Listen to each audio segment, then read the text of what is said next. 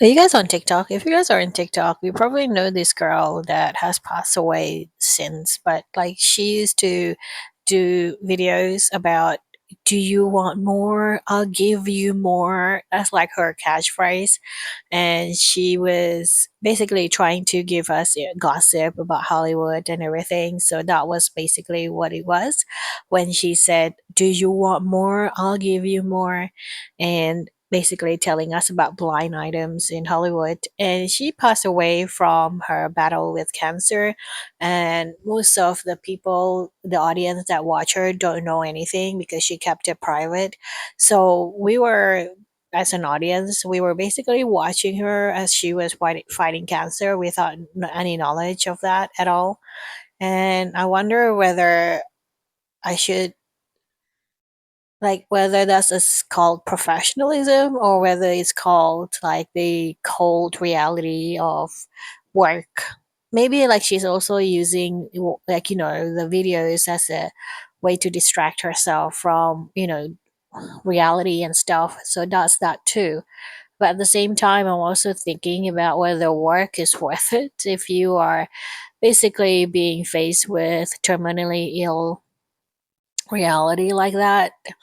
I feel like I questioned the reality of work so much ever since I was a kid. Like, I think after I finished university, it was really hard for me to keep going with the 9 to 5 reality because even though I had them, even though I do also have like retail jobs that required me to show up like, 3 5 hours or 3 6 hours um, every day, because I feel like show up I have shown up for ever since I was, in the kindergarten, and then you go to elementary school, and then you keep having to show up like morning and then up to either afternoon or evening, and it feels really restrictive. It's as if that I just really hate waking up in the morning, um, and I didn't like the fact that as an adult I had to do it as well.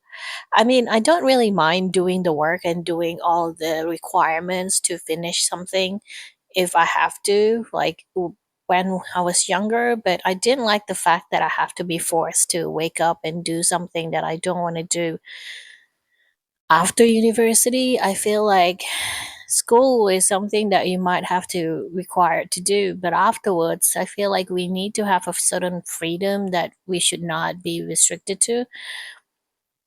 So I guess I was really resentful with the fact, like, when you go to 9 to 5 work.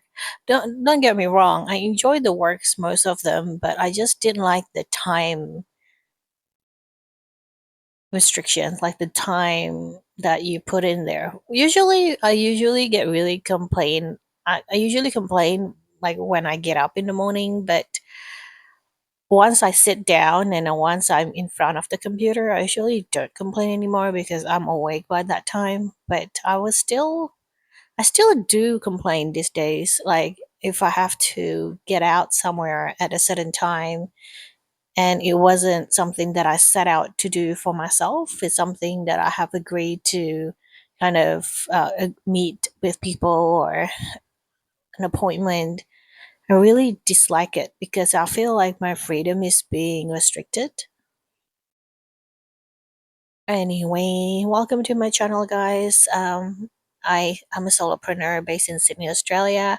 In 2025, I'm gonna just yap here, and I'll probably do a little bit of vlogs here and there, but not as frequent as the talking videos. So yeah, I'm just gonna be here, keep you guys company, keep me company with you guys, and just hang out a little bit, talk about life, talk about stories in the past, talk about fears and futures, just talk about everything basically.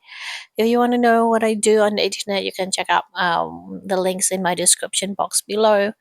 And yeah, let's keep going with the video.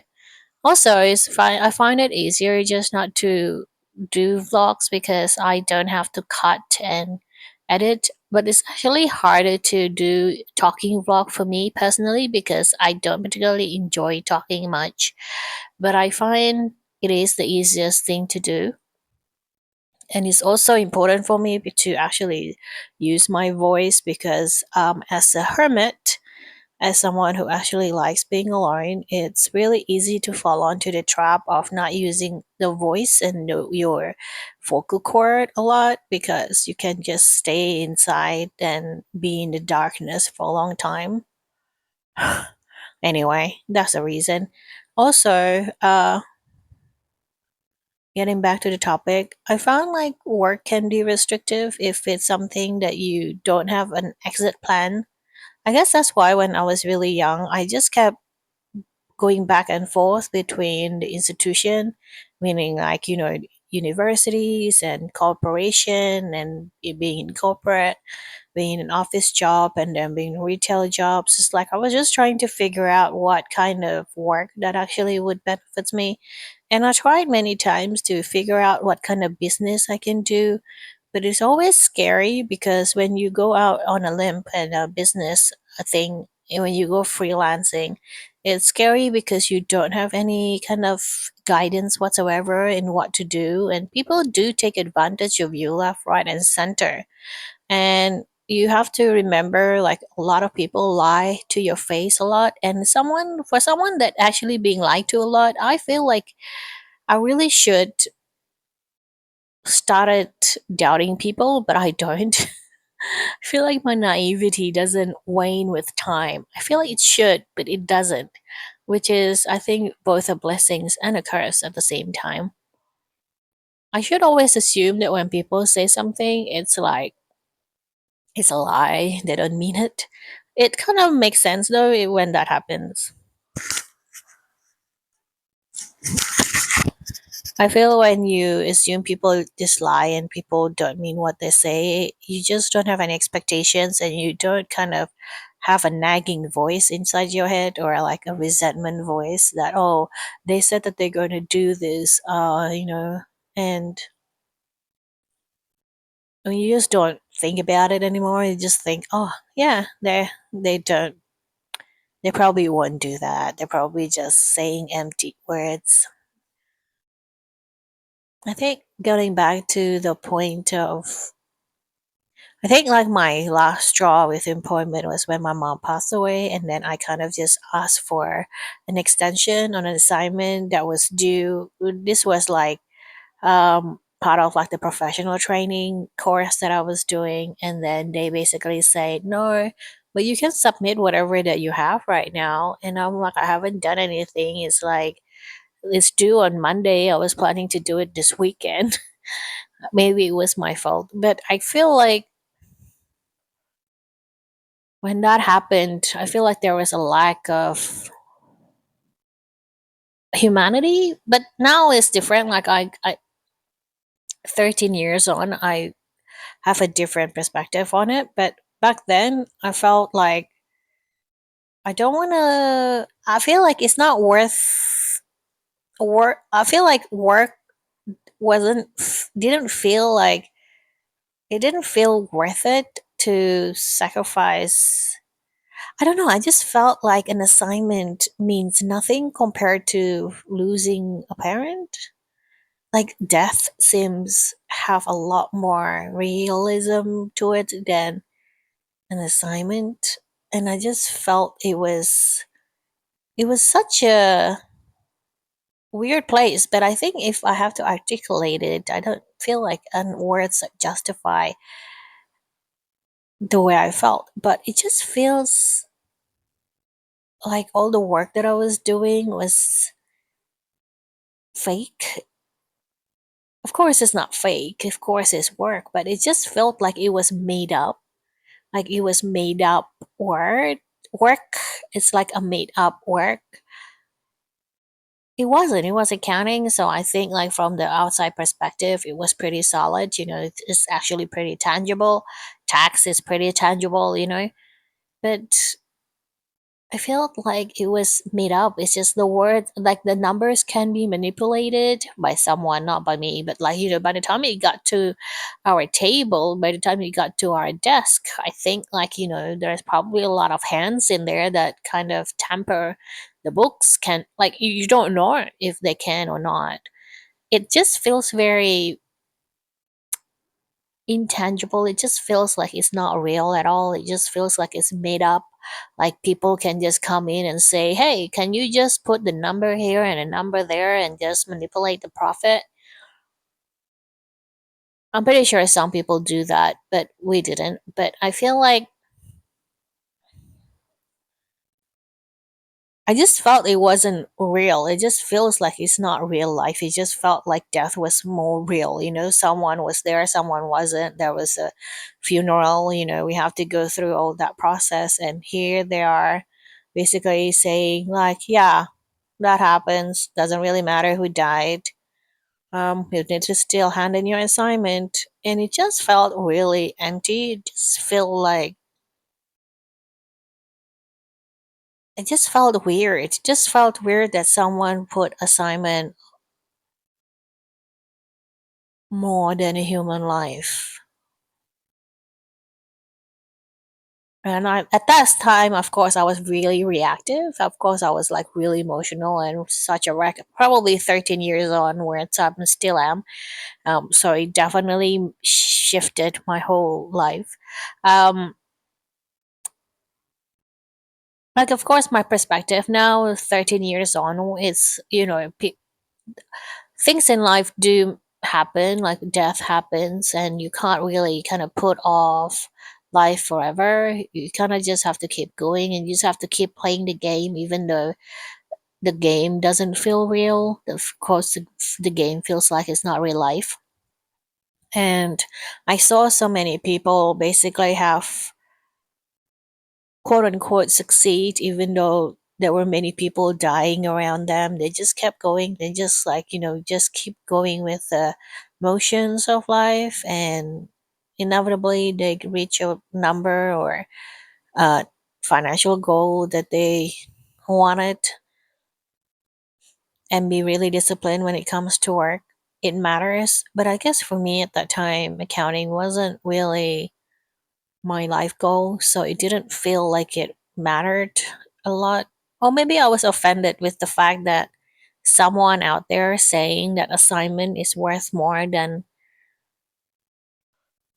life, than and it just puts it into perspective that suddenly, oh, your life doesn't matter, and this potentially fictional numbers a lot more important than someone's life. And then, like, it kind of hit me. It's like, these people don't care about anyone at all. Like, if I die tomorrow, like, they just probably replace me, and which they did. I quit and they got a replacement about 2 days later.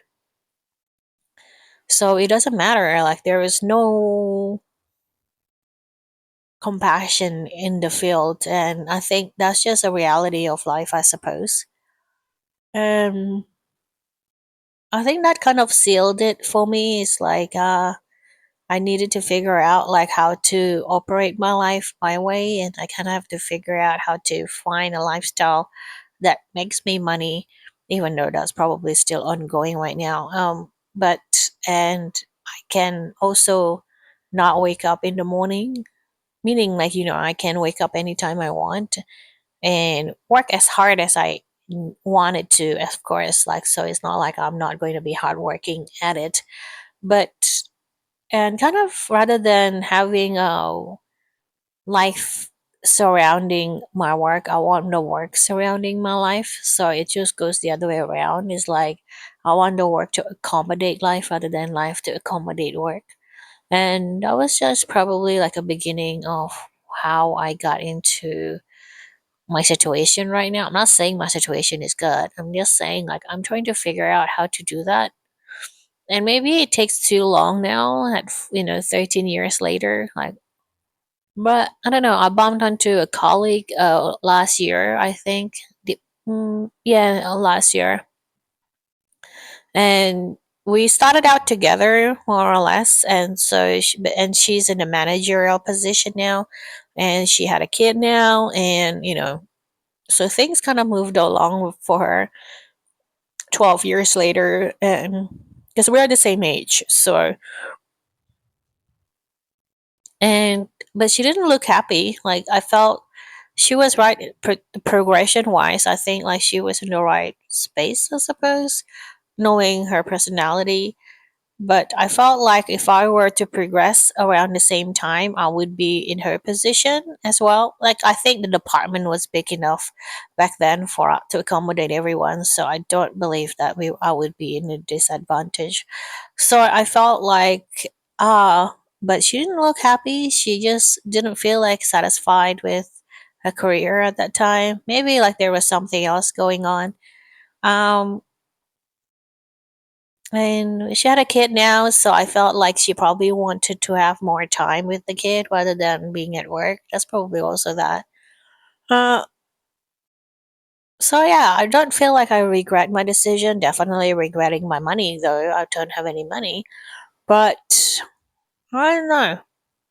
She looked at me as if that, she was a bit envious with my lifestyle, but I told her, no, no, I'm in big like financial issues. So I felt like I don't want to give her like those kind of fake perspective about my life. I don't want to make myself like bigger than I am, and I don't want to like cover up my insecurities because I felt like, oh, I don't have money and this person have money because like they still have a job and stuff, and I don't want her to entertain the idea of quitting her job, especially now that she had a kid. I'm like, no, no, no, no. Like, you're probably just having a career bump or something, like, career uh mid-career blues or depression. So you can get over it. You can just find a hobby or something. Just don't put in a rush into quitting. um so yeah, so despite the fact that I am not a big fan of full-time jobs and everything, I'm fully aware that it's definitely a harder life here on the other side. But it also doesn't mean that full-time job is the right answer for everyone. I think you really have to figure out whether you are the type that kind of want life to be around work, or do you want work to be around life? And I think that's definitely a question that is a personal question to answer. And I don't know, I guess some people are like me and other people are more in the other side. Anyway, that's all I want to talk about in this video. Just talking about work and stuff and my perspective on it. I'll see you in the next video. Also, just a reminder, ING Australia is giving away $125 for new customers, and you probably have to go through a few steps to get that. But the link is in the description box, and you can check out the steps for yourself and see whether you want to do it or not, so that you can receive $125. This is only for new customers and for ING Australia, so only if you're in Australia. It's only available until 31st of March 2025. Anyway, I'll see you guys later. Bye, everyone.